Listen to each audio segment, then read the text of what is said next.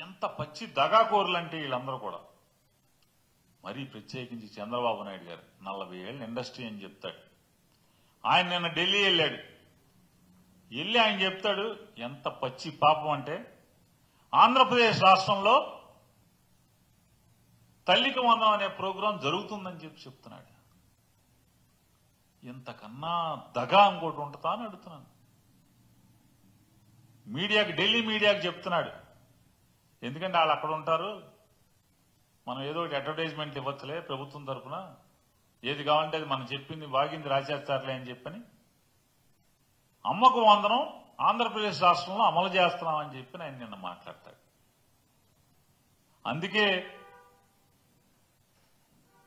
ఈ ఆంధ్ర రాష్ట్ర ప్రజలందరూ కూడా రేపు జరగబోయేది కడపలో దగానాడు తప్పితే మరొక నాడు కాదనేది అందరూ భావిస్తున్నారు.